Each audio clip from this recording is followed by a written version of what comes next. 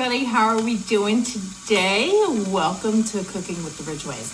I am actually making a pot roast today in the quick cooker, and it has me searing the roast. I've already seared it on one side. It's on the other side now, and it actually said to cover it while I was searing it. Well, I don't have the glass slow cooker lid with me, so I'm actually using the boil over no more, and it's working great because it's letting it vent a little bit. And I'm actually going to take this off because I'm going to take the roast out.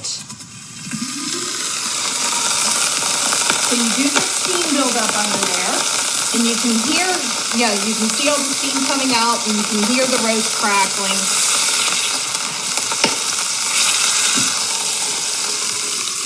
Hold on it. Okay, so you can see how well that sears and everything.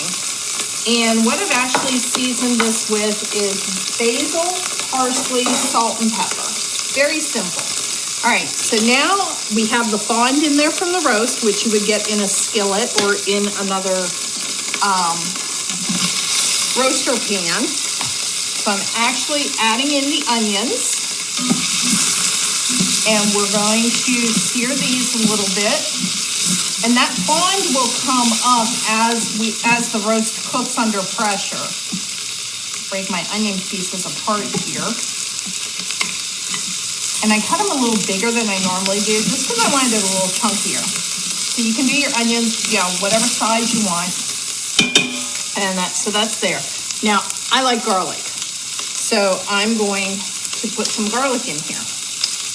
And that garlic is great for the digestive system as well as your immune system.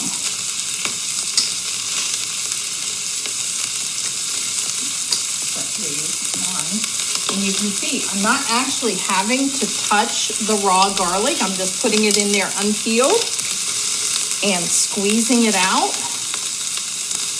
I love our garlic press. I used to buy the jarred garlic all the time. I don't anymore. I buy the fresh garlic. Has a much better flavor. You can actually, if you don't want to have to mince your garlic as you need it, or you buy garlic in a large batch, or you grow your own garlic, you can make your own minced garlic. Simply by pressing it, putting it in a jar, and adding a little bit of olive oil to it. And then you will have your own fresh, amazing flavor garlic. Now, one of the things I will tell you with the garlic press is rinse it when you're done with it. I don't know what it is about garlic, but to me, it tends to be a little bit like glue. All right, and your cleaner tool, set that up on the sink. Don't set that down in the sink. The garbage disposal does kind of like to eat it at many times. All right. So I can smell the onions. They've got a nice brownness to them. So now I am going to put in, let's put in the carrots first. And I'm just gonna, I'm cutting them in bigger chunks. I'd already peeled them. Now, like my onion peelings, my carrot peelings, even my garlic and stuff, I'll put into a Ziploc bag in the freezer, and then we will make our own stock and stuff. We'll combine that with a chicken carcass if we have chicken, and it saves us some money, and we're repurposing,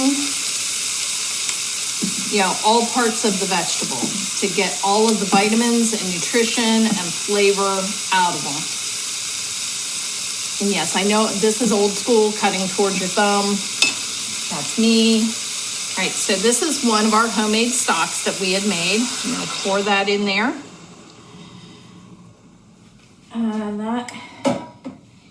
And then I'm going to actually set the roast back in. I didn't try to take it out with the tongs just because trying to lift it up and stuff. Now, I am going to do the potatoes a little different than if you look up our recipe on my website.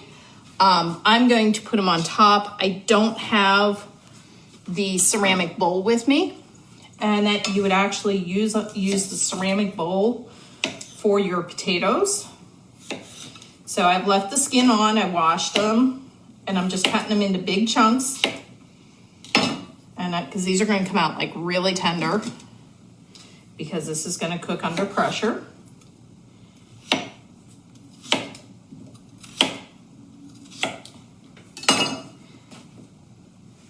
There we go, there's that one. And these are nice bacon potatoes. These would be awesome for an actual baked potato.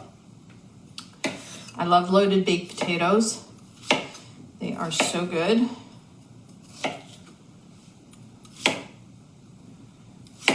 All right, get it down there. And there we go. We've got our potatoes, our carrots, our onion, our roast. And that, now I'm gonna do something that my husband would not let me do. We have a new super veggie. This is one of our originables. This will add additional vegetables to your diet without you tasting them. So I'm gonna try it. We're gonna see how it turns out. And I'm just sprinkling it on there, and it will cook down as it's under pressure. There we go. Now I'm gonna put the lid on and sear off. And now I'm going to turn the dial. Turn this guy. So all you do is turn the dial to where you want it, and I'm going to take it to beef and pork. So if I was doing, say, a chicken or a Cornish hen or that, I would turn it to chicken and poultry. So I have it to beef and pork, and cook time is actually 35 minutes. That does not include your time to come to pressure. It has to come to pressure first. And if you've used your quick cooker and stuff, when you get ready to use it again, after you've cleaned it and everything, you want to make sure that your vent gauge, the little hat, is facing the release valve, and that the release valve is up flush. It really is a horrible feeling when you're like, why isn't it under pressure yet and stuff, and you look at it and you forgot to make sure that was flush.